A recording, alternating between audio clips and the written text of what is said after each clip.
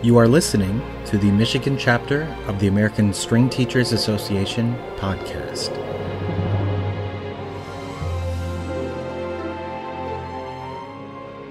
Greetings, this is Jonathan Glave. It is fall 2016 and I'm sitting down today with Larry Dittmar. Larry, how are you doing? I'm just fine, and you? I'm doing terrific. I'm very excited to get the school year started. And I thought for this fall edition of this podcast, we could sit down and chat about the Meru Music Project, which is something I know that is very dear to your heart. This podcast is going to be recorded for folks in the music community and beyond. It doesn't just have to be string teachers. It can be students. It can be music enthusiasts. And so this is for you. Larry, could you start by just giving us a little bit of an overview of the Meru Music Project, but then also highlighting perhaps why this is so dear to your heart? Well, let me tell you first that I started this in my own mind by thinking it was an African music adventure. I was invited in 2004 to go to Meru, Kenya, which is in East Africa, an agrarian community in the foothills of Mount Kenya. And the whole purpose of the program was to give children an opportunity to play band and orchestra instruments. Something that for most of the children in Kenya is something that's not even existent. So it was a little uncertain at the time that I said yes to the project because I was not sure that it would go anyplace. When I agreed to do it with the Methodist Church Bishop of Kenya, it was because when he retired in 2000, when the century turned, he and his wife came to America, and someplace in Florida, he heard one of our bands playing in the park during the summer. And he turned to his wife and said, "This is what we could use in our hometown." When he went home, he took a dozen instruments with him, all woodwind and brass. When he got them home, he set about to have a band started there. And musicians would come, he would have them play, and then hope that they would start this band for him. And 5 years went on from the time that he started this till the time that he asked me to come and do this, because someone told him he needed a music teacher to start his band. And that person turned out to be me. When we started the band, I thought I was working with children of school age. When I got there, it turns out that they were actually adults. The youngest was 18 and the eldest was 74. And I had 70 of them. Every day that we worked, more people came wanting to learn how to play wind instruments. Well, when I left, there was a band of 24 people, and they promised me they would rehearse if I would come back in 6 months to take them further. When I came back, actually in 7 months, there were only 7 people left of the 24. Partly because there was some trouble in the country because of the presidential election, which a very large segment of the country wasn't happy with the result. And many of those young people went back to their hometowns to help their parents deal with the problems that were happening.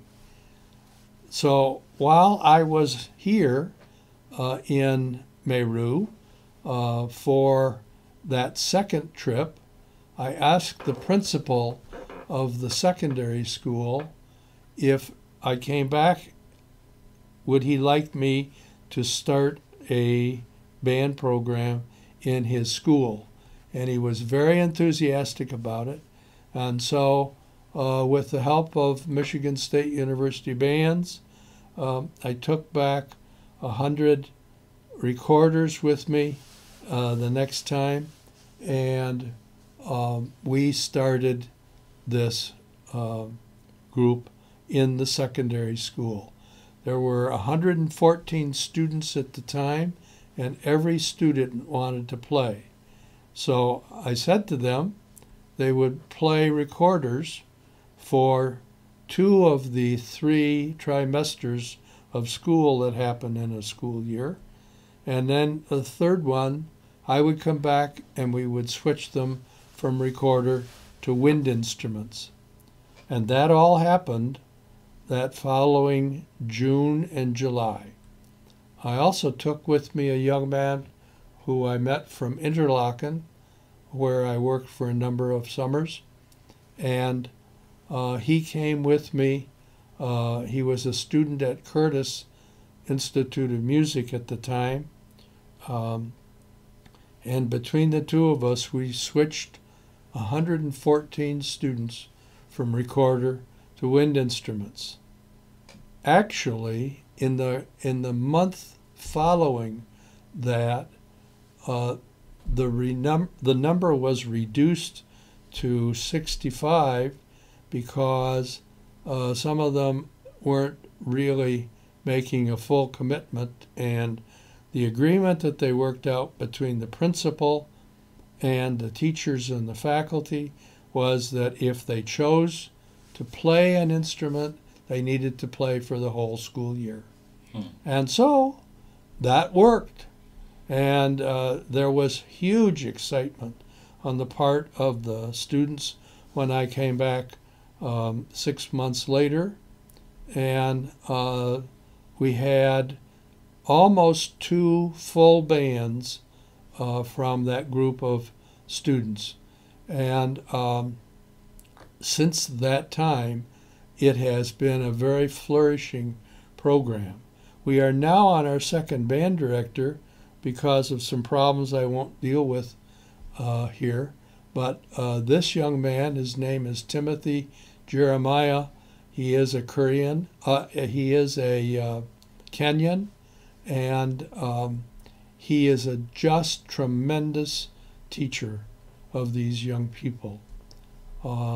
Under his direction, over the past 4 years, they have placed from 4th up toward 1st each year in their National Music Festival. I haven't received the results from this year yet, so I don't know, but it would not surprise me if they ended up with the top prize. This is great. This is Jonathan Glade sitting down with Larry Dittmar again. We're talking about the Meru Music Project. I just want to quickly do a plug for the website, Larry, so if people are listening along and they want to go and follow along, you can do so. If you visit www.kuef.org/donate-to-music, you will find more information about the Meru Music Project. And Larry, so we've obviously laid the foundation over the past few years for this project, but what is the next step? And also, how can the audience who's listening to this today contribute to help the program? Well, I should say to you first that 3 years after we started the bands, a group of my colleagues, 5 of them from Michigan, went with me to Meru to start a string program in the primary school. And we started 136 students in grades 4, 5, and 6. So there's a full-fledged program with great anticipation of more to come. I should also explain to you that the secondary school was built originally for the poorest of the poor children there. And the reason that is why the school was built is that many of the children of the poorest families never have a chance to go to secondary school because it's not required by the government. Only through primary school, which they pay for.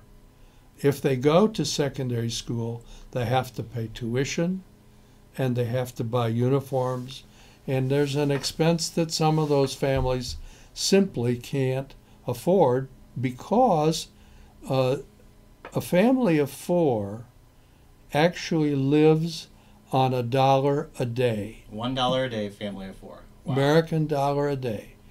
Now you convert that into Kenya shillings, and it's about 80 Kenya shillings per dollar. So you can understand why it's a third world country, and it has a lot of problems that are attributed to that sort of thing. But fortunately, the current president and the last president of the country feel that education is very important, and they're giving it a top billing as far as their thinking and their planning. So I think that there's a good promise to come. We have another 2 primary schools on that campus that we'd like to start string programs in, and we're going to be able to do that because the Kenya government has just announced that they want to put this program in all of their schools. Oh, wow. Band, orchestra, and chorus. That's a huge deal. Because they discovered that the students that participated in this band program, when they graduated, had higher test scores on their academic tests, and the government feels that that's very important for all of the children to be able to do. So therefore the decision. And as a matter of fact, I'm going to be going over at the request of the Vice Chancellor at Meru University with a team of colleagues from here in Michigan to help set up a training program to train Kenyans to become band, orchestra, and choir teachers. That's terrific. So we're training teachers to help make the program be successful in the future and continue its success. But tell us about the building. There's a new building that is needed, and maybe tell the folks who are listening about how they can contribute and what the next step is for the community who wants to help. Thank you. I'd be happy to do that. I knew when we built this program from the beginning that eventually we were going to have a place for them to rehearse. I thought I could probably wait 10 or 12 years to do that, but the program has grown much quicker than I thought, and having the students rehearse under acacia trees is not the best place to have students concentrate on their best playing.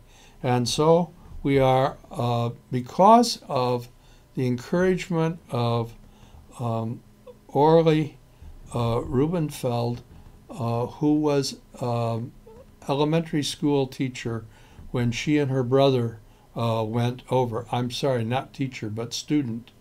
When we started the string program, and she and her brother provided a really great opportunity for children to see that they can do this sort of thing as well as anybody else. And with their help, that program really has taken off. Orly thought before she graduated from high school that she wanted to do something special to help that program, and so she organized a fundraising effort asking band and orchestra teachers in the state, and since now we're going to be doing choirs, choirs certainly would also be welcome to do this, to ask each of the students in the participating groups in the school if they would contribute $1 to the building fund, And we know that in Michigan we have over 200,000 students who are in music classes in our high schools across the state, and even in middle schools the same way. So they started this fundraiser toward the end of school last spring, and we've raised over $10,000 in that short time, and we'd like to have this project ended by the end of December, or the calendar year this year. We have already contracted a architect in Kenya who has given us the specs for this building. It's actually going to look an awful lot like the Chelsea Music Department, because that's Chelsea High School. In Chelsea, Michigan. Right. Was kind enough to help me with measurements of their building and design and everything. And we have those specs, which is how we arrived at the total of 170,000 American dollars to build this building. It's nice that you mentioned Orly, Larry, because she is a lovely young person who stopped by Pioneer a few months ago and told all of our students how we could contribute to the project. And within 24 hours, we had already collected nearly $200. Just her passion just infused our students to want to get to work. And that is one way you could help.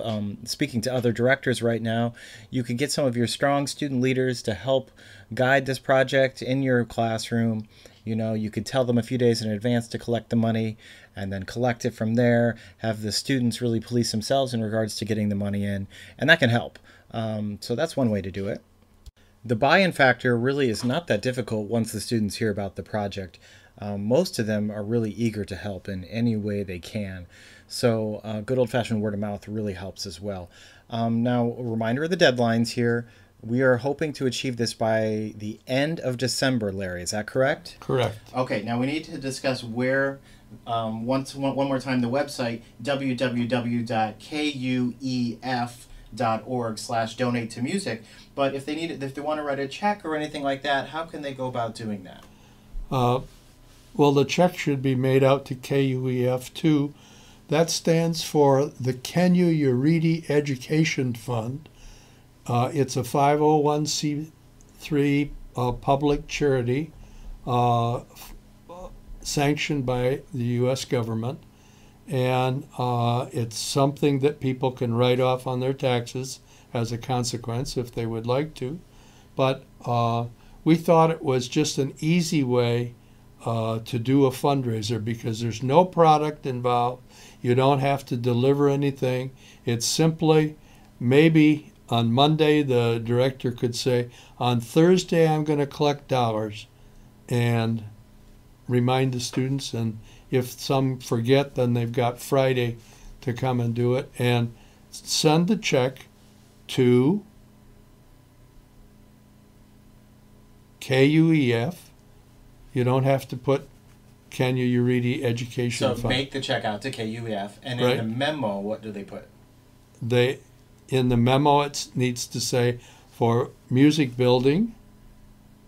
Meru Music Project, maybe? Or Yep, that would work? That Okay. would work too. And they should send the check to Larry Dittmar, Dittmar, 5599 Gallery Park Drive, Ann Arbor, Michigan, 48103. We will put that address in the link below as well, or the description below. So, Larry, the end of December, we're going to hopefully achieve our goal of $170,000, $1 per student, music student in the state of Michigan. Checks can be written to KUEF. In the memo, write Meru Music Project, and they send it to your address, which is in the link below. Is there anything else you'd like to say about this project? Well, we were really surprised because when the money came in from the Upper Peninsula, in fact, I believe all of the schools up there have already contributed to this. One of the students told the teacher that she had recently been awarded a scholarship for something good that she had done in the community, and it was worth $150. And she wanted to contribute that whole scholarship to this project because she thought it was really important for her to help give a Kenyan student something that she valued a great deal. And that was the opportunity to come to orchestra every day. That's wonderful. I mean, we're trying our best to raise great people through citizenship of music, and this is a great way to do it. It was something else. Great. Well, Larry, thank you very much for your time. I'm sure we're going to be chatting again in the near future, reminding folks about this, but in addition, maybe learning a little about you and your career, because it'd be lovely for people to hear about who you are. So this is Jonathan Glave and Larry Dittmar signing off for the Michigan American String Teachers Association podcast. Thank you very much, Larry. You're welcome.